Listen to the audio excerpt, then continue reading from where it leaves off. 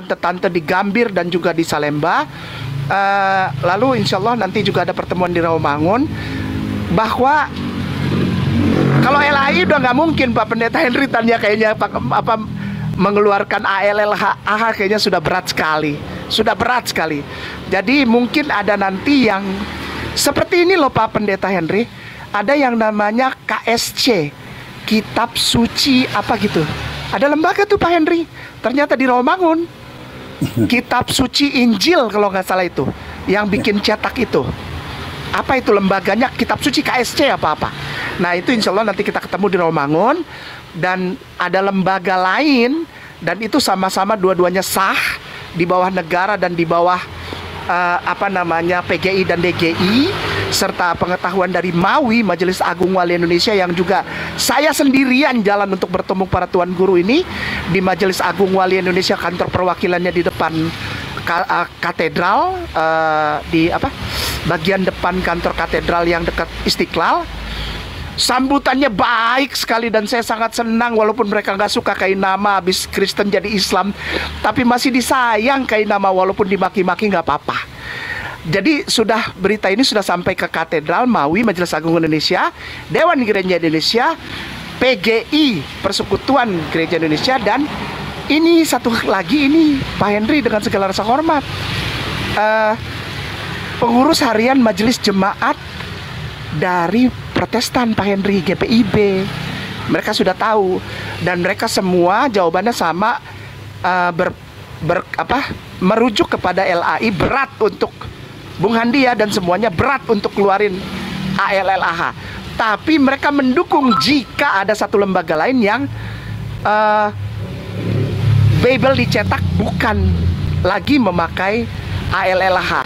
Jadi itu mungkin jalan keluarnya Pak Henry, agar tidak juga terjadi sampai sekarang panas terus, karena tetap bagaimana ALLAH itu dibacanya Allah bukan Allah, sehingga di dalam iman Islam sangat terusik akidah Islamnya, dan ini memicu pertanyaan yang menjadikan dialognya makin lama makin panas, jadi debat akhirnya jadi diskusi yang panas di TikTok dan di YouTube, sehingga saya juga beberapa kali dipanggil khusus oleh tuan guru kita Ustadz Profesor Dr. Anwar Abbas dan Ustadz Profesor Dr. Holil Nafis di Majelis Ulama Indonesia Proklamasi. Dan yang kemarin terakhir saya bersama Ustadz Fadlan Garamatan dijemput untuk bertemu langsung dengan tuan guru kita Profesor Nasaruddin Umar yang sekarang udah jadi Menteri Agama. Pak Pendeta, saya secara pribadi 4 mata ngobrol sama beliau yang udah jadi menteri 2 jam untuk bertanya kenapa ini jadi panas terus ke. Nah insya Allah jalan keluarnya Pak Henry, saya mohon izin, jika ada lembaga lain yang didukung oleh Amerika mencetak Bible bahasa Indonesia tapi nggak pakai ALLAH, Pak Pendeta, apakah Pak Pendeta setuju gitu?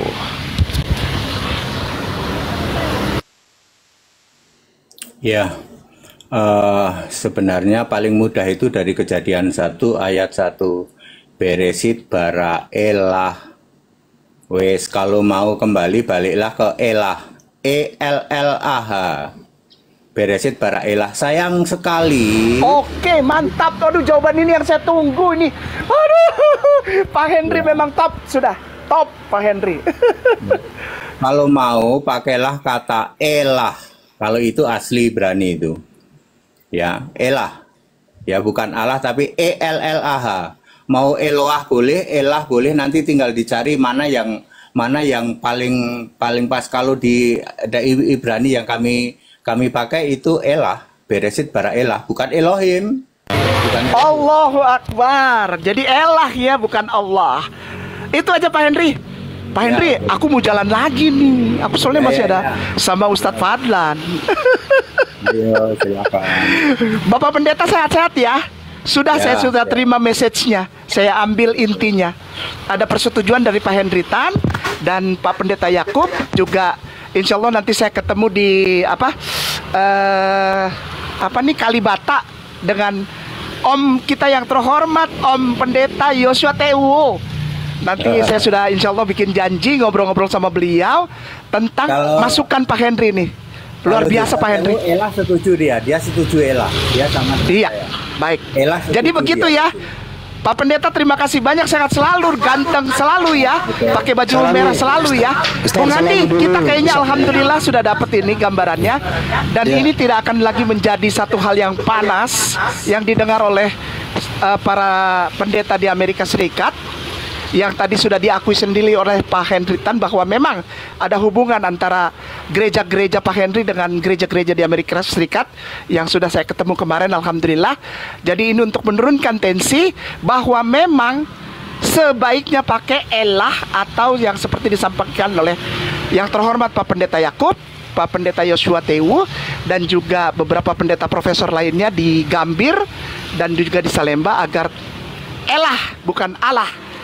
Demikian, sehat selalu semua, Allah sayang, Allah berkahi. Hari ini luar biasa berkah. Salam dulu Ustaz Abu tuh, Ustaz Abu. Ya, assalamualaikum warahmatullahi wabarakatuh. Masya Allah Tuan Guru. Wih, ini izin Afwan buat Bang Handi, assalamualaikum. Buat akhina kita Setia Nama, assalamualaikum warahmatullahi wabarakatuh. Waalaikumsalam. Pak Pendeta, selamat malam. Iya. Saya tadi sebenarnya mau bertanya, rujukan LAI dalam penerjemahan itu dia berkiblat kemana? Ke Ibrani kah, Arab kah, Yunani kah? Jadi saya lihat inkonsisten. Kalau memang dipakai Arab, maka ada kata Allah di situ merujuk bahwa orang Kristen Arab sudah memakai. Harusnya konsisten bahwa di Arab mengatakan Sayyidina Isa Al-Masih, Sayyid, Tuhan, kan gitu. Nah, kalau pakai dari Ibrani, maka jatuhnya Elohim, ya kan? Atau Elah tadi. Nah, saya lihat di sini memang ada misi yang terselubung di balik ini semua, dan mereka sudah hitung konsekuensinya, mereka sudah hitung. Karena kita tahu background dari orang-orang di LA itu, warna doktrinnya apa, udah ketahuan kan gitu. Lalu mayoritas di Indonesia ini Kristen yang warna doktrinnya apa, udah ketahuan. Dan itu tidak mudah, walaupun kesalahan itu kita angkat tinggi-tingginya, kesalahan itu tetap akan berusaha ditutup dengan berkilah ini dan itu. Sampai saya yakin 10 profesor bicara tentang masalah teologi, berbicara tentang filologi, itu akan terbantahkan juga. Karena tadi satu. Yang kedua, tadi Ustadz Kenama berbicara tentang ada sebuah lembaga lain yang nantinya akan, ya mudah-mudahan disetujui kan di dalam negara ini, sehingga itu sah menjadi lembaga yang punya otoritas juga untuk menerbitkan Bible. Yang paling susah adalah pada saat sosialisasi nanti. Makanya kenapa gerakan ini harus mulai dari sekarang, disosialisasikan bahwa kata Allah tidak layak bagi Kristen di Indonesia untuk menggunakannya. Karena Kristen itu di dunia, seluruh dunia ada. Coba kita presentasikan, berapa persen Kristen di dunia ini yang pakai kata Allah? Ada 10%, Pak Pendeta HTD? Ada 10% enggak? Ada ya. Semua negara Arab, termasuk Brunei, termasuk Sabah, termasuk Sarawak, termasuk Malaysia, termasuk Pakistan, termasuk Bangladesh, termasuk India bagian selatan, termasuk Irak, Iran. Adalah 10%. Saya pikir baru 5% nggak sampai, Pak Pendeta. Mohon maaf, 5% nggak sampai. Ya. Artinya apa? Mayoritas Kristen di dunia tidak menggunakan kata Allah. Mayoritas Kristen di dunia tidak menggunakan kata itu. Sehingga pantaslah ketika memang ada polemik saat ini, di mana kita melihat sejarah mulai dari penggunaan kata Isa Al-Masih, lalu diprotes, diganti. Jadi memang apa ya, kalau kita bilang untuk di sini, no viral no justice, ya istilah seperti itu ya. Tidak viral maka tidak ada hukum. Apakah harus persoalan keagamaan ini harus dibikin viral lagi? Padahal kita tahu Kristen itu agama besar, Islam agama besar. Apakah dibikin viral lagi? Justru ini berbahaya bagi umat. Nah, harusnya itu mereka petinggi-petinggi itu mengambil langkah, mengambil sikap yang tegas. Jangan mencela-mencele dengan berdalih ini dan itu, ini dan itu, ini dan itu. Di bawah ini loh, grassroots ini, akar rumput ini nih. Orang beriman semua, ada Kristen, ada Islam. Belum lagi kalau nanti ada keberatan dari agama lain yang kita tahu. Ada nama Tuhan mereka masuk juga di situ, Sang Yang Widiwasa. Bagaimana itu Pak Pendeta kira-kira? kata Ya, tegas, kalau- langkah tegas yang memang harus Pak Pendeta ucapkan malam ini. Kita dulu ucapkan, izinkan dulu Ustaz Kai nama mau jalan. Terima kasih Ustaz Kai, selamat jalan, hati-hati dalam perjalanan. Sehat selalu Ustaz. Oke, baik. Syukran kasiran, jazakallah khairan. Ini Abu siapa? Bung Aki ke siapa?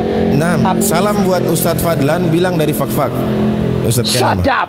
Mantap mantap. Ya, ya. Ya baik begini, Aki, Aki Abu Ustad. Beta mau bilang begini.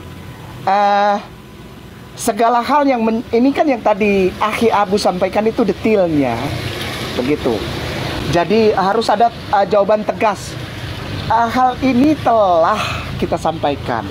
Jadi walaupun beta berjalan sendiri beta ini solo karir tidak apa-apa. Yang penting beta masuk, Bung. Beta masuk para semua orang-orang itu di Salemba, di Gambir, dan juga di Merdeka Selatan di depan Istiqlal. Kita hormati, Bung. Untuk ketegasan ini sampai kapanpun katong tidak bisa dapat dari LAI, tidak akan pernah, Bung. Begitu. Ya. Sehingga ada insya Allah karena Islam rahmatan lil alamin, paling tidak saya dapat masukan dari Tuan Guru kita yang mulia, para Profesor Dr. Anwar Abbas, Ustadz Kiai Khalil Nafis, dan juga Tuan Guru yang sudah jadi Menteri Kiai Nazarudin. Rahmatan lil alamin ini insya Allah paling tidak minimal sekali lagi ada win-win solution. Begitu Bung Abu. Bukan katong ini Siap. mengalah mengganggu katong pung akidah, bukan Bung. Bukan sama sekali. Maksudnya begini, jika ini bisa direalisasikan, tanggung jawab untuk pemberian informasi yang Bung minta tadi harus diinikan Bung tadi bilang dimasyarakatkan gitulah ya. Disosialisasikan. Disosialisasikan, diumumkan. Itu menjadi tanggung jawab LAI, Bung. Yang penting kita sudah menjadi pemberi masukannya. Masalah dia mensosialisasi itu tanggung jawab dia kepada Tuhan mereka dan Tuhan kita. Begitu, Bung. Jadi di dalam kewarganegaraan Republik Indonesia, siapa yang berbuat itu harus bertanggung jawab. Nah, LAI tidak mau dan sulit berat untuk mengeluarkan kata ALLAH dan diksi-diksi lain yang Islamiyah di dalam Dongpung Bible, itu menjadi beban mereka. Mereka yang pertahankan itu, mereka yang harus sosialisasikan dan pertanggungjawabkan di hadapan Departemen Agama Republik Indonesia. Begitu, Bung.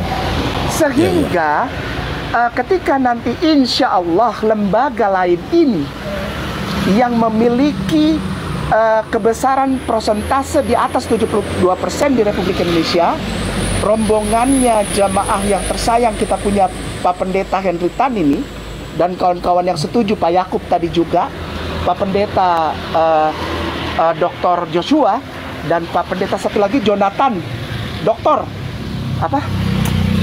Jonathan siapa? Kadapung nama tuh. Dr. Jonathan yang Jonathan Purnomo, betul Bung Handi.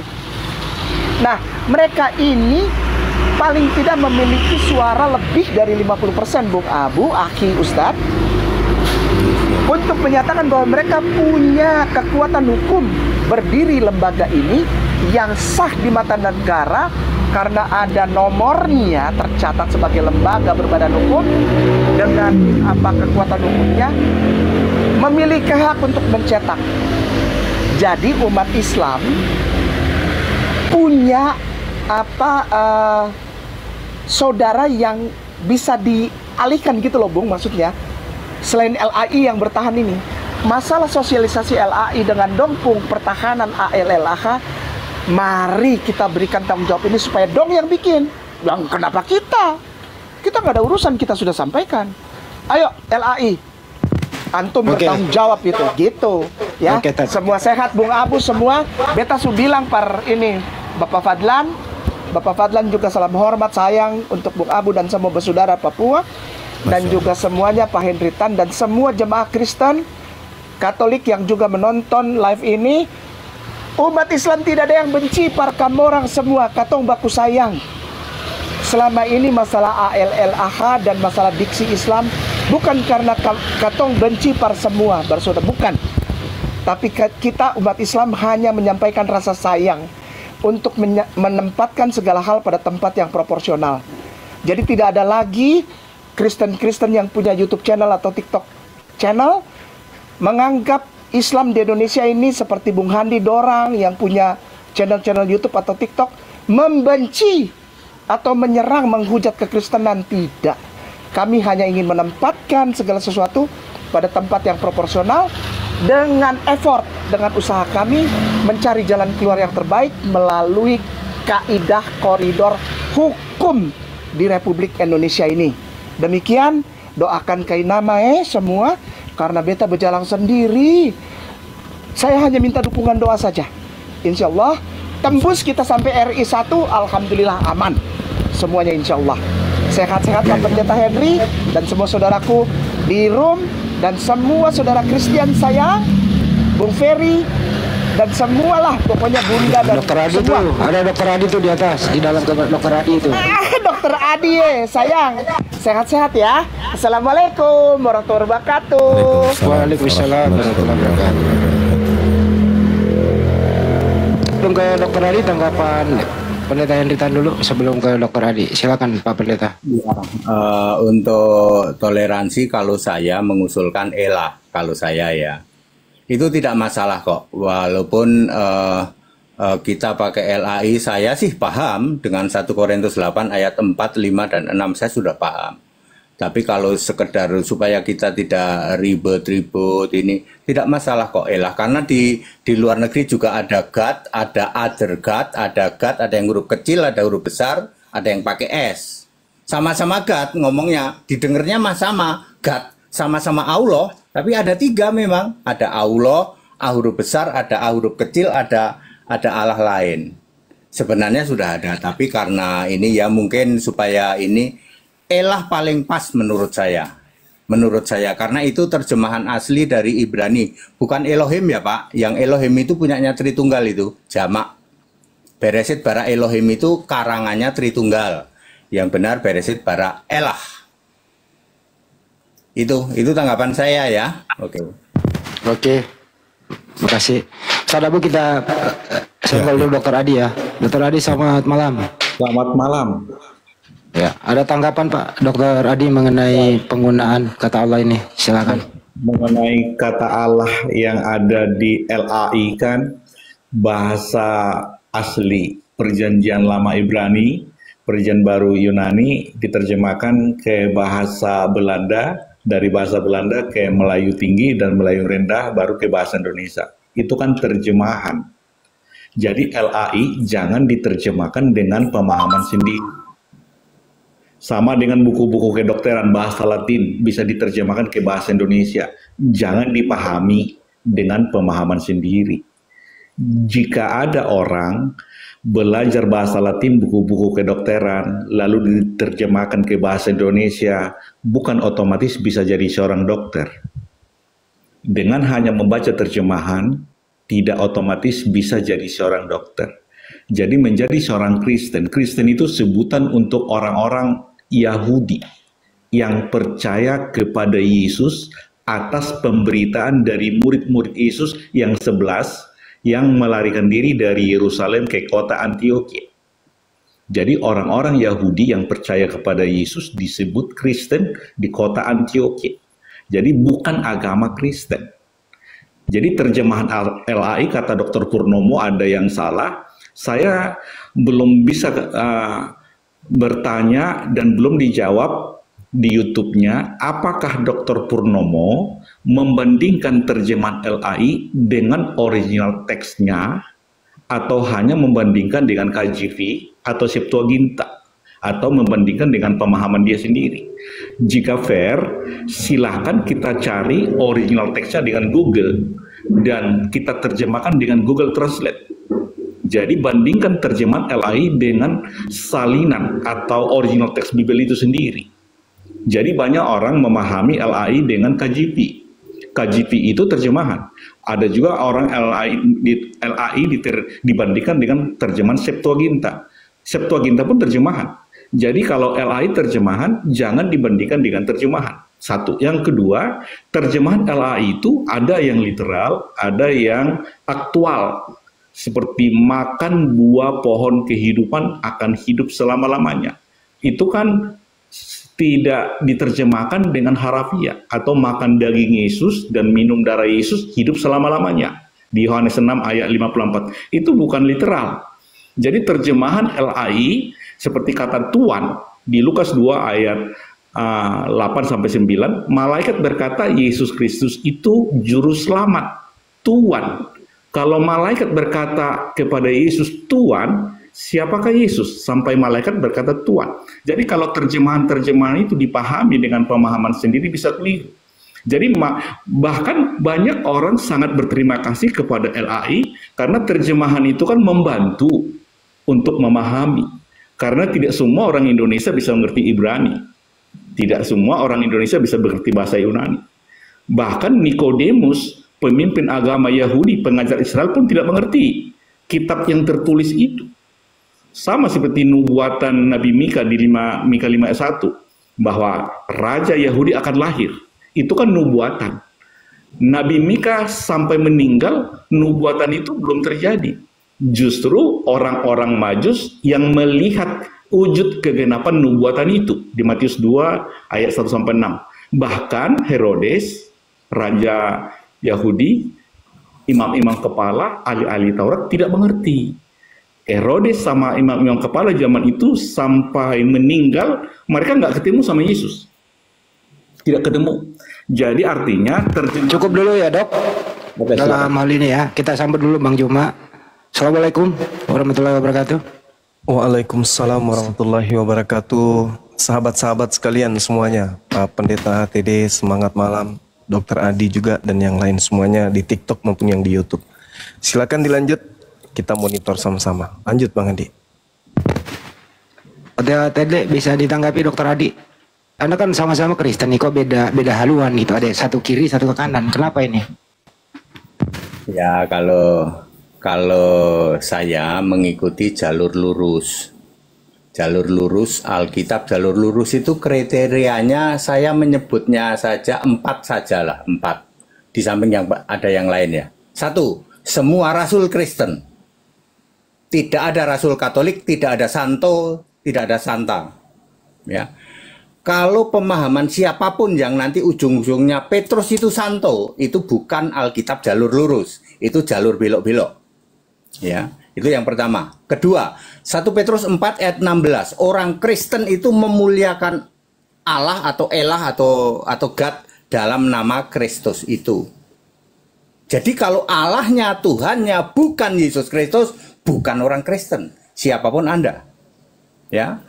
Kemudian yang ketiga, Allah itu memang mutlak satu roh. Satu roh, Tuhan Allah itu satu roh, roh yang sama dan punya satu nama. Roh Kudus, roh Allah, roh Yesus, roh Tuhan, roh Kristus, roh yang sama dan punya satu nama, Yesus Kristus. Yang keempat, Alfa Omega itu Yesus. Tidak pernah ada Alfa Omega Bapa. Bapa Khalik langit dan bumi. Tidak pernah ada. Bapa di surga. Tidak pernah ada. Dengan acuan itu saya tahu mana Alkitab jalur lurus, mana jalur belok. Ya, saya sudah tahu itu. Ya, itu bedanya yang membedakan saya HTD ya GFU dengan semua yang lain. Saya pakai 4 kriteria itu saja. Kalau yang masih mengatakan aku percaya kepada Allah Bapa Khalik langit dan bumi, jalur belok-belok. Tidak pernah ada Bapa Khalik langit dan bumi. Khalik langit dan bumi Yesus. Ya, seperti itu. Ya, tidak ada rasul Katolik, Pak, tidak ada. Rasul jadi santo itu enggak ada. Semua rasul Kristen Roma 16 ayat 7. Kalau Alkitabmu pemahamannya tidak itu jalur belok-belok. Gitu, terima kasih. Terima kasih Pak Pendeta, biar bisa berdialog 3 Muslim terus Kristen, Dr. Adi. Sebagaimana judul yang belum kelar-kelar ini yang sering ditawarkan Bang Yoma, siapakah yang menyembah makhluk yang keluar dari kubur itu? Apakah Islam atau Kristen? Gitu ya, biar Bang Yoma bisa masuk, Dr. Adi masuk, Pak Pendeta Henritan masuk. Untuk pertamanya ke Bang Juma dulu, baru Dr. Adi kembali ke Pak Henritan. Bang Juma silakan, topik ini belum kelar-kelar. Waktu dipersilakan. Bismillahirrahmanirrahim. A'udzubillahi minasyaitonirrajim. Bismillahirrahmanirrahim. Izinkan saya kemudian sebelumnya membacakan Al-Qur'anul Karim.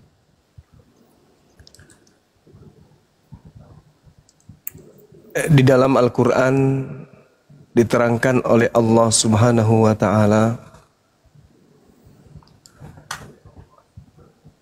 balil ladina kafaru fi izzatin wa shiqaq.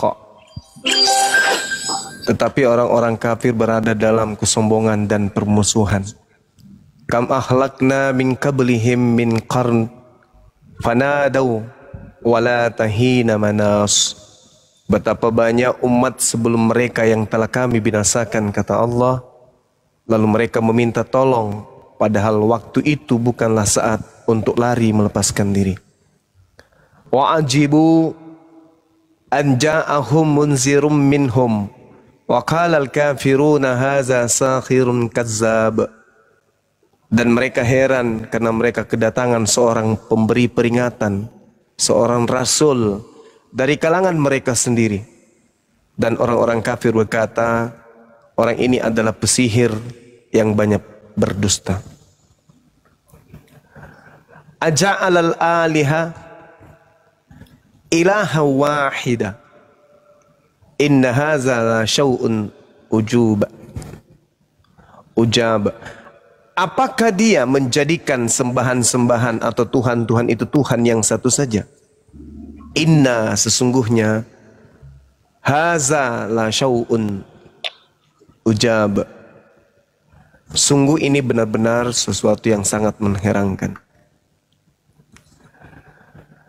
Ini saya bacakan ayatnya dikarenakan tentu di antara kita ada yang memiliki satu akidah yang tidak berlandaskan kepada kaidah yang sesungguh-sungguhnya, tetapi hanya berdasar terhadap ego kita dalam beragama. Maka landasan pijakan kita hari ini adalah membahas terkait dengan hakikat ketuhanan, hakikat Tuhan pencipta langit dan bumi.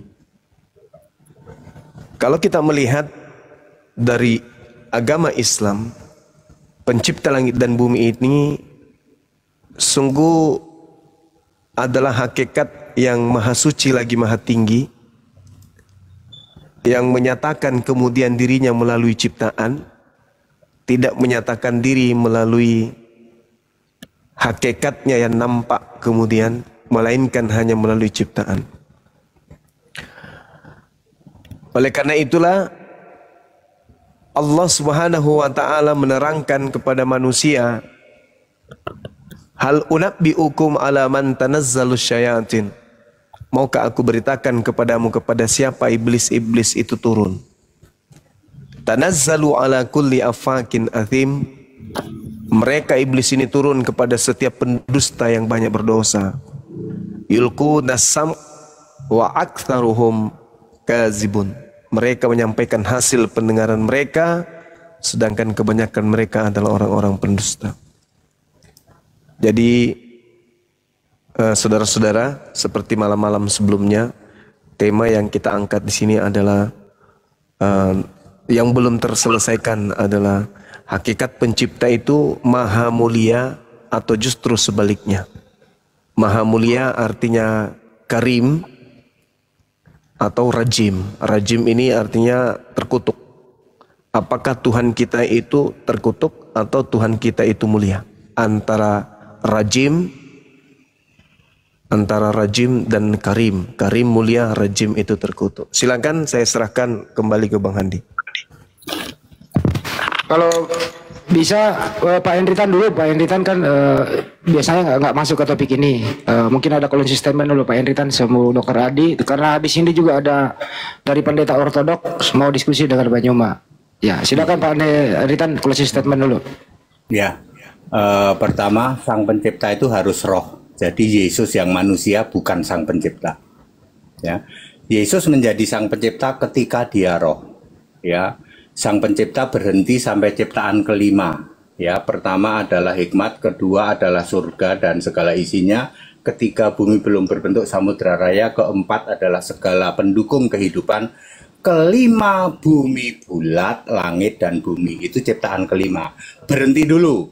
Nanti ada ciptaan keenam, langit bumi baru. Ciptaan ketujuh, neraka. Sekarang berhenti dulu di ciptaan kelima, ya. Perlu waktu 6.000 tahun, ya, baru nanti kiamat bikin bumi baru. Sang pencipta harus roh. Jadi Yesus yang manusia bukan sang pencipta. Ya, bukan juru selamat, yang manusia itu bukan juru selamat, bukan sang pencipta. Ya, bukan Allah. Tidak mungkin yang masih manusia kok Allah. Kalau Tuhan bisa, karena Allah sedang berkarya. Mungkin itu jawaban dari saya, dan kebetulan saya juga sedang ada apa ini tertunda ini, saya ada sesuatu yang saya handle. Salam buat Bang Yuma, sahabat-sahabatku yang lain juga ya. Iya Bang, iya Bang. Terima kasih, Tuhan berkati. Kalau ada kata-kata yang kurang sopan mohon dimaafkan. Terima kasih ya. Terima kasih Pak Pendeta. Ya. Silakan Dokter Adi ditanggapi Bang Yuma. Baik. Jadi yang menciptakan langit dan bumi di Kejadian 1 ayat 1 adalah yang berfirman kepada Musa di Keluaran 6 ayat 1 yang telah menampakkan diri kepada Abraham, Ishak dan Yakub. Keluaran 6 ayat 2. Tetapi dengan namanya Tuhan belum menyatakan diri. Dan yang menyatakan diri itu adalah anak tunggal Bapa, Yohanes 1 ayat 18, yang bernama Yesus. Caranya lewat lahir dari seorang perempuan. Galatia 4 ayat 4, setelah genap waktunya Allah mengutus anaknya lahir dari seorang perempuan. Yang lahir dari seorang perempuan itulah yang menyatakannya. Makanya di Ibrani 1 ayat 3, Yesus itu gambar wujud Allah. Ini terjemahan LAI ya. Kolose 1 ayat 15, Yesus gambar Allah. Makanya Yesus berkata, aku dan Bapa satu di Yohanes 10 ayat 30, Yohanes 12 ayat 45, yang melihat Yesus telah melihat Allah. Yang melihat Yesus telah melihat Bapa, juga di Yohanes 14 ayat 9. Yesus itu adalah tubuh jasmaninya Bapa. Kolose 2 ayat 9. Jadi selama Yesus di bumi, Yesus tidak minta disembah. Tetapi Yesus Kristus adalah nama Bapa yang telah diberikan kepada anaknya. Yohanes 17 ayat 6, ayat 11, ayat 12. Jadi Yesus adalah satu-satunya Allah yang benar.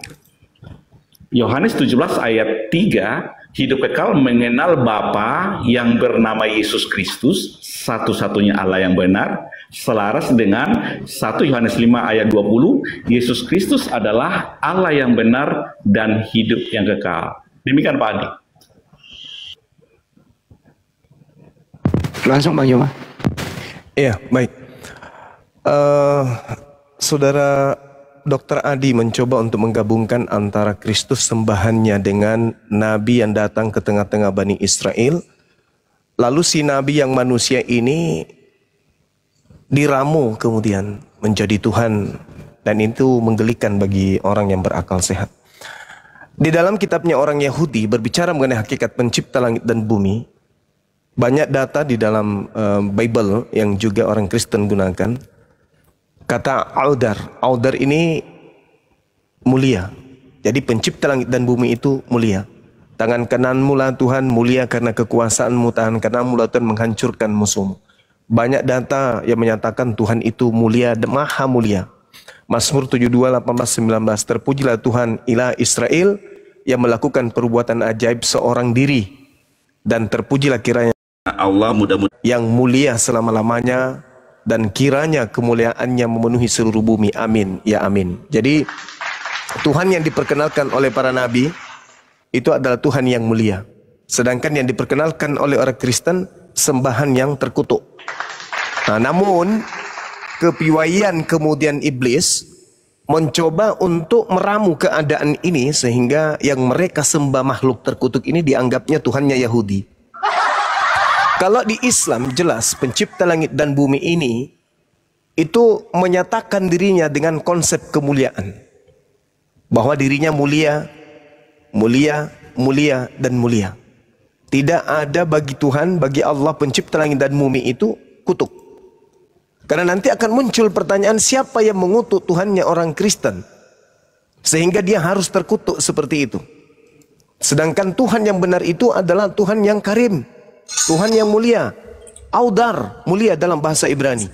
Dalam bahasa Arab karim, mulia, maha mulia. Nah sedangkan posisi rajim atau terkutuk, terhina, itu posisi iblis. Rasulullah Muhammad SAW diajarkan kemudian kepada seluruh umatnya, faiza qara'tal Qur'an fasta'iz billah minasyaitonir rajim. Berlindunglah kepada Allah dari iblis yang terkutuk. Jadi yang terkutuk itu iblis. Iblis yang terkutuk ini mencoba untuk menipu manusia agar dia disembah, agar dia dituhankan. Nah, ini tanggung jawab seorang Kristen untuk menjelaskan kok bisa selama 2000 tahun Kristen ini menyembah sosok yang mati tergantung terkutuk di atas salib, lalu dikatakan itu adalah Tuhan. Tuhan kok terkutuk? Nah, ini tanggung jawab seorang Kristen ini. Apalagi saudara kita ini adalah seorang dokter, ya. Dokter itu berarti dia memiliki kepandaian, kecerdasan di atas rata-rata untuk menjelaskan supaya kita manusia yang lain yang berakal juga ini bisa dapat ilmu. Mungkin ini sebagai pengantar dari saya, kenapa Kristen 2000 tahun menyembah sosok terkutuk dan mencoba untuk membalur ya sosok terkutuk ini sebagai Tuhan. Silakan. Jadi Pak Juma, di Matius 11 ayat 27, yang tahu siapa Yesus hanya Bapa yang di sorga dan orang-orang yang berkenan menyatakannya kepada Bapa. Dan yang tahu siapa Yesus, Bapa hanya Yesus dan orang-orang yang berkenan menyatakannya kepadanya. Itu data. Dan di Matius 16 ayat 13 sampai 20 ada data. Menurut orang-orang, Yesus berkata di Matius 16 ayat 13 sampai 14, menurut orang siapakah anak manusia? Orang-orang mengatakan, ada yang mengatakan Yohanes Pembaptis. Ada yang mengatakan Yesaya, ada yang mengatakan salah satu dari nabi. Itu kata orang. Menurut kamu, siapakah aku ini? Kata Yesus kepada murid-muridnya. Simon Petrus berkata, engkau adalah Mesias, anak Allah yang hidup. Berbahagialah engkau Simon karena Bapakku berkenan menyatakan kepadamu. Dan di ayat 20 Yesus mengakui dirinya Mesias. Lalu di Matius 7 ayat 16-17, Bapa di sorga juga berkenan menyatakannya kepada Yohanes Pembaptis. Jadi, kalau bukan Bapa yang di sorga menyatakan siapa Yesus, Yesus gak bakalan dikenal oleh orang-orang. Orang Yahudi mengatakan Yesus itu anak Yusuf, si tukang kayu, anak Maria, yang saudaranya laki-laki dan saudara perempuan ada sama kita. Itu pemahaman orang-orang.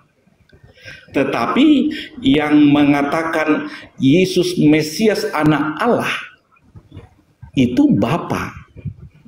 Anak Allah menurut Allah adalah Allah. Ibrani 1 ayat 8. Menurut Allah, anaknya itu adalah Allah yang kerajaannya memiliki kerajaan selama-lamanya. Sesuai dengan nubuatan di Yesaya 9 ayat 56, seorang perempuan melahirkan anak laki-laki yang disebut Allah yang memiliki kerajaan selama-lamanya.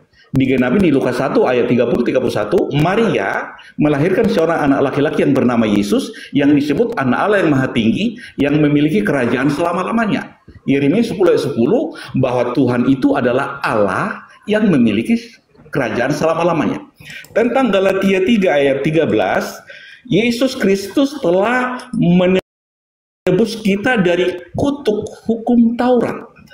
Yang terkutuk itu ada di Ulangan 21 ayat 22-23, orang yang melakukan dosa dihukum mati, orang yang melakukan dosa sesuai dengan dihukum mati dan digantung di kayu salib Jangan dibiarkan sampai tergantung sampai malam, itu yang terkutuk. Jadi orang yang melakukan dosa itu adalah orang yang melakukan pelanggaran, dijatuhi hukuman mati, digantikan oleh Yesus di Galatia 3:13. Jadi Yesus menggantikannya. Itu pengertiannya, bukan terkutuk. Yang terkutuk adalah orang yang melakukan dosa dihukum gantung. Jangan dibiarkan tergantung sampai malam. Itu yang terkutuk. Yang melakukan dosa terkutuk. Tetapi Yesus menebusnya. Yesus mengampuninya. Itu yang saya pahami Pak Juma. Ini ada Pak Aldo, silakan Pak Romo Aldo. Iya. Jadi yang Anda ceritakan ini terkait dengan Yesus yang datang di tengah-tengah Bani Israel sebagai nabi, sebagai rasul, utusan Tuhan. Ketika kemudian dia menyatakan dirinya Elohim, Bani Israel masa itu kemudian marah. Lalu kemudian Yesus klarifikasi, kenapa kamu marah? Karena aku mengaku Elohim. Bukankah di dalam kitab Tauratmu dikatakan siapapun, Musa, Daud, Harun, yang menerima firman dan diperintahkan untuk menyampaikan firman itu, maka dia adalah Allah, maka dia adalah Elohim, Dan apa yang tertulis dalam Taurat itu tidak bisa kemudian dibatalkan. Jadi wajar dong saya mengaku Elohim, karena saya penyampai firman. Bukan berarti aku adalah Elohim itu sendiri. Itu pemahaman Yesus. Karena Yesus sendiri bersaksi tentang dirinya, dia hanyalah utusan Tuhan. Tapi lagi-lagi pada saat Yesus mengajarkan kalau dirinya utusan, umat Kristen tidak ada di situ. Umat Kristen ini adalah kelompok di luar dari pengajaran yang harus diwaspadai oleh muridnya Yesus. Kepada kelompok Kristen harus waspada. Nah, yang sedang saya bahas ini adalah hakikat Tuhan. Kalau Yesus itu Tuhan, kesalahan pertama. Kemudian Yesus ini dianggap Tuhan, lantas Tuhan itu terkutuk, ini kesalahan kedua. Sangat fatal. Karena pencipta langit dan bumi sebagaimana data yang saya sajikan tadi, Tuhan itu maha mulia. Awadar dalam bahasa Ibrani. Tidak ada sedikit pun kutuk pada dirinya. Apapun ceritanya. Sedangkan yang disembah oleh saudara Kristen yang bergelar Kristus, ini adalah sosok makhluk yang menjadi kutuk. Entah karena apa. Yang pasti sosok ini adalah terkutuk. Kristus telah menebus Kristen dari kutuk hukum Taurat dengan jalan menjadi kutuk, bukan menjadi mulia. Ini bahaya ini. Ini bahaya ini. Kalau kita tidak waspada, maka kita bisa digiring untuk menyembah kepada sosok yang terkutuk ini, alias iblis dalam pandangan Islam. Sebab ada tertulis, terkutuklah orang yang digantung pada kayu salib. Lagi-lagi Paulus mengutip Ulangan 21, di mana Ulangan 21, 22, 23 itu adalah orang yang dikutuki oleh Elohim. Narasi yang dibangun oleh seorang dokter mengutip-ngutip ucapan-ucapan Yesus yang adalah nabi seakan-akan benar. Padahal ini adalah pola yang berbeda. Yesus yang adalah nabi tetaplah nabi, tidak pernah berubah menjadi terkutuk. Beliau adalah hamba yang suci. Dia hamba suci. Sedangkan yang di atas salib ini itu berbeda oknum. Ini adalah sosok yang terkutuk. Beda dengan anak Maria. Ini bukan anak Maria ini yang digantung ini. Dia adalah sosok yang terkutuk yang menjadi sembahan orang Kristen yang keluar pada hari ketiga dari kubur. Inilah yang Yesus katakan di dalam Yohanes 14. Apa kata Yesus di sana? Tidak banyak lagi aku berkata-kata dengan kalian, sebab penguasa dunia ini datang. Penguasa dunia ini datang. Siapa penguasa dunia? Inilah yang digantung di salib secara terkutuk, yang menjadi sembahan Kristen hari ini. Dan dia yang digantung di salib ini, kata Yesus, tidak berkuasa sedikit pun atas diriku. Yohanes 6 nomor 70. Yudas ini adalah makhluk yang kemudian disebut iblis oleh Yesus. Tidak banyak lagi aku berkata-kata dengan kamu sebab penguasa dunia ini datang, yaitu iblis. Dan iblis ini sedikit pun tidak berkuasa atas diriku. Berarti ketika iblis merasuki Yudas, iblis tidak berhasil sedikit pun atas upaya itu. Makanya di dalam Yohanes 14:12 nomor 31, Yesus berkata apa? Sekarang berlangsung penghakiman atas dunia ini. Sekarang juga penguasa dunia ini, yaitu iblis, akan dilemparkan keluar. Pada kapan itu dilemparkan? Pada hari ketiga. Merangkak keluar dari kubur, lalu disembah oleh orang Kristen. Saudara, saya hanya ingin menyimpulkan, pencipta langit dan bumi itu maha suci. Pencipta langit dan bumi itu maha mulia. Sedangkan yang Anda sembah adalah sosok yang terkutuk. Pertanyaan saya, siapa yang mengutuk sembahan Anda yang ada di atas tiang salib itu? Silakan. Galatia 3:13 itu jelas tertulis Kristus telah menebus kita dari hukum Taurat dengan jalan menjadi kutuk karena kita. Sebab ada tertulis terkutuklah orang yang digantung pada kayu salib. Jadi Yesus kan menebus sesuai dengan nubuatan bahwa Yesus harus mati di kayu salib. Harus menggenapi sesuai apa yang tertulis di Yohanes 5 ayat 46-47. Apa yang ditulis oleh Musa dan para nabi tentang aku harus digenapi. Selaras dengan Lukas 24 ayat 25, 26, 27 dan 44. Apa yang dituliskan oleh Musa dan para nabi tentang Yesus harus digenapi. Filipus juga di Yohanes 1:45 menyelidiki tulisan Musa dan tulisan para nabi tentang Yesus. Bahkan Paulus juga di Kisah Rasul 26 ayat 22-23, apa yang dikerjakan para nabi sebelumnya itu juga yang dikerjakan oleh Paulus. Jadi Pak Juma memahami Galatia 3 ayat 13 itu bahwa Yesus terkutuk, sebatas itu pengertiannya. Padahal Kristus menebus kita dari kutuk hukum Taurat. Caranya dia sendiri menggantikan kita. Aturannya saya yang digantung, Yesus menggantikan diri saya. Jadi Yesus yang digantung. Itu pemahaman yang benar. Tetapi di dunia ini ada 45.000 denominasi gereja memahami Bible dengan pemahaman sendiri. Nggak masalah. Para mualaf juga memahami dengan pemahaman sendiri, termasuk Pak Juma. Jadi yang terkutuk itu adalah yang melakukan dosa. Seperti yang tertulis di Ulangan 20 apa itu? Di Ulangan 22 ayat 22-23 yang saya bacakan tadi, itu yang terkutuk. Saya bacakan ulang ya biar paham. Data-data itu jangan dipahami dengan pemahaman sendiri. Di Ulangan 22 ayat 21 saya bacakan ayat 21-22. Apabila seseorang kedapatan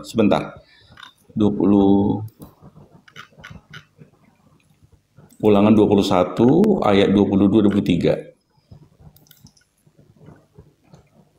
Nah, supaya datanya jangan salah.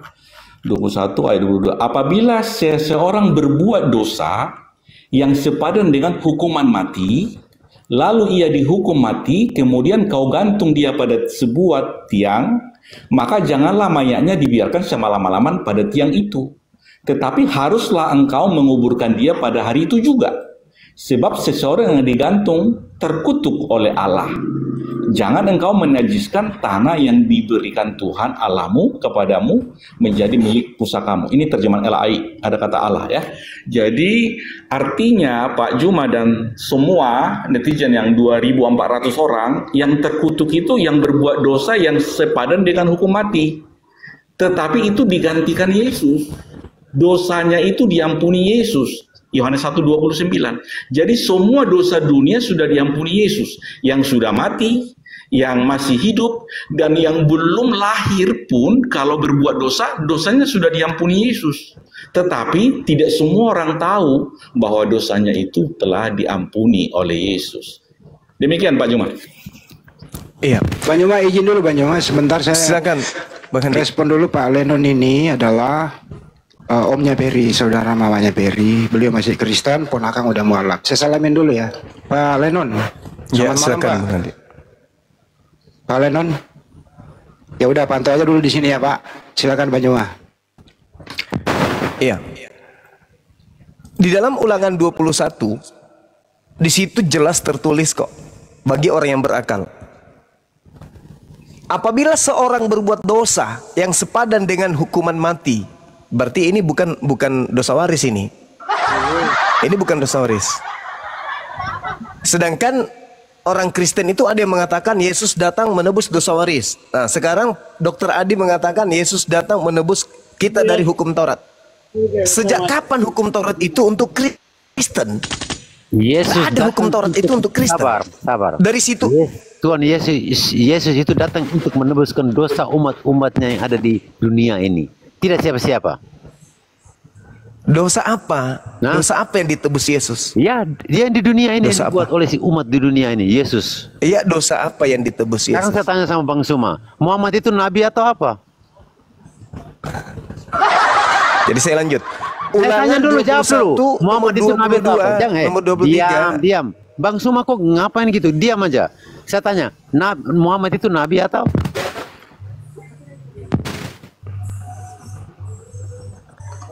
Gimana Bang Hendi? Mau diteruskan dengan Saya orang tanya punya? dulu. Pak Lenon jangan diganggu dulu Pak. Dia kan Saya hadir tanya dulu. Pak Lenon, ini ponakan Anda udah mualaf cerdas loh. Kok Anda jadi begini gitu loh. Diam dulu ya. Silakan Pak Nyowa, dilanjut. Ulangan 21 nomor 22 sampai nomor 23. Apabila seorang berbuat dosa yang sepadan dengan hukuman mati. Jadi Yesus di sini, Kristus di sini diindikasikan melakukan dosa yang sepadan dengan hukuman mati. Lalu ia dihukum mati. Dan orang ini, si Kristus ini adalah oknum yang dikutuk oleh Elohim. Ini tidak ada hubungannya sebenarnya dengan anak Maria. Gak ada hubungannya. Apa hubungannya dengan anak Maria di sini? Gak ada. Ini sedang berbicara tentang Yudas. Ini tidak sedang berbicara tentang anak Maria. Tetapi Yudas pun berkhianat karena iblis ada di dalam tubuhnya. Apabila seorang berbuat dosa yang sepadan dengan hukuman mati yang pantas diterima oleh Yudas, Amsal 21 nomor 18, karena Yudas telah mengkhianati Yesus. Ulangan 27 nomor 27 sorry. Terkutuklah orang yang makan suap. Yang makan suap siapa? Yesus atau Yudas? Yudas. Yesus mengatakan Yudas ini iblis di dalam Yohanes 6 nomor 70. Apa kata Yesus? Bukankah aku yang memilih kalian yang 12 murid ini, dan satu di antaramu adalah iblis, yaitu Yudas. Jadi iblis ini yang terkutuk. Berarti yang digantung di salib itu adalah iblis yang kalian sembah. Kenapa Paulus mengutip Ulangan 21 nomor 22 nomor 23? Karena Paulus ingin menjerat kalian dengan sifu saya. Sifu saya. Paulus ingin menjerat kalian dengan sifu daya. Diiming-iming. Kalau kamu mencuri, dosamu sudah dihapuskan oleh Yesus. Kalau kamu berzina, dihapus oleh Yesus. Apapun dosa-dosamu. Makanya Kristen itu bebas. Ini tidak ada hubungannya dengan anak Maria, Ulangan 21 ini. Ini berhubungan dengan Yudas sang pengkhianat. Jadi Galatia 3 nomor 13, Kristus ini yang dimaksud adalah Yudas. Tidak ada dasar pijakan Yesus itu terkutuk. Apa dosa Yesus? Apa? Di mana Anda mendapatkan dalil bahwa dosa ditanggung oleh Tuhan? Tuhan itu tidak menanggung dosa, Cak Ayu. Tuhan itu menghapuskan dosa. Coba sekali-kali diskusi itu pakai otak. Kristus telah menebus Kristen dari kutuk hukum Taurat. Saudara Kristen, saya tanya sama lu semua. Sejak kapan hukum Taurat itu untuk kalian? Hah? Lennon bocah, sejak kapan hukum Taurat itu untuk kalian? Kenapa Kristus menebus kutuk hukum Taurat untuk Kristen? Sibuk kali kalian. Hah? Taurat itu hanya untuk Bani Israel. Kalian bukan Bani Israel kan? Kalian entah Bani Kamfret kan, entah apakah. Kristus telah menebus kita. Kita nenekmu kiper. Mana ada? Ini cuman tipu muslihat nabinya Kristus. Paulus itu nabinya si Kristus ini, yang masuk ke dalam Yudas. Iblis yang masuk ke dalam Yudas inilah yang kemudian kalian sebut Kristus. Ada nggak kemudian Anda bisa memberikan saya data? Satu aja. Di dalam kitabnya Yahudi Tuhan itu terkutuk. Ada nggak? Ada nggak? Ada nggak Tuhan itu bisa terkutuk? Sekarang kalau Kristus itu adalah Tuhan, siapa yang mengutuknya coba? Siapa yang mengutuk Tuhanmu ini? Hah? Tuhan mengutuk dirinya sendiri. Lawak-lawak kalian memang. Kristus telah menebus Kristen dari kutuk hukum Taurat. Itu nggak nyambung, karena hukum Taurat itu bukan untuk kalian. Kalian ketika makan babi, kalian tidak berdosa. Kalian ketika tidak bersunat, kalian tidak berdosa. Kenapa? Karena hukum Taurat itu bukan untuk kalian. Hukum Taurat itu untuk Bani Israel. Kenapa lu yang merasa cahayu? Ini salah konsep si Paulus ini. Harus belajar lagi dia. Kristus telah menebus Kristen dari kutuk hukum Taurat dengan jalan menjadi kutuk karena kita. Siapa yang mengutuk Kristus? Siapa yang mengutuk Kristus? Ayo jawab, saudara dokter kan? Baik, siapa yang mengutuk Kristus? Silakan. Ya, di Ulangan 21 tadi 22-23 itu tidak ada dosa waris di situ. Seseorang yang berbuat dosa yang sepatutnya dihukum mati. Siapa yang mengutuk Kristus? Mati, kemudian kau gantung di batu salib. Itu kan untuk orang Israel. Pertanyaan saya Pak Dokter, siapa yang mengutuk Kristus? Saya terangkan dulu. Tidak ada yang mengutuk Kristus, tapi ayat itu yang terkutuk adalah orang yang berbuat dosa. Ya, jadi hukum Taurat itu untuk orang Israel. Saya setuju. Maka berlaku hukum Taurat dan kitab para nabi sampai Yohanes Pembaptis datang. Setelah Yohanes Pembaptis datang, aturan-peraturan dari hukum Taurat dan kitab para nabi itu dibatalkan oleh kematian Yesus. Jadi hukum Taurat itu, perjanjian lama itu adalah perjanjian antara Tuhan dengan Adam, perjanjian Tuhan dengan Nuh, perjanjian Tuhan dengan Abraham, perjanjian Tuhan dengan bangsa Israel melalui Musa. Perjanjian yang masa berlakunya sampai Yohanes Pembaptis datang. Setelah Yohanes Pembaptis datang, itu tidak berlaku lagi. Kata siapa? Perjanjian baru di Lukas 16 ayat 16. Lukas 16:17. Perjanjian antara Yesus dengan murid-muridnya dan orang-orang yang percaya kepada pemberitaan dari murid-muridnya. Jadi perjanjian lama itu bercacat, Ibrani 8 ayat 7. Makanya dibuatlah perjanjian baru. Pertanyaan saya, siapa yang mengutuk Kristus? Tidak ada yang mengutuk. Lah ini dengan jalan menjadi kutuk. Sebab ada tertulis, terkutuklah dia yang mati digantung di atas salib. Siapa yang mengutuk Kristus? Di Ulangan 21-22 itu yang terkutuk itu jelas yang melakukan dosa. Yesus. Nah iya, justru karena itu saya bertanya, siapa yang mengutuk Kristus? Tidak ada mengutuk, pemahaman. Nah ini dalilnya. Kristus telah menebus Kristen dari kutuk hukum Taurat dengan jalan menjadi kutuk karena Kristen.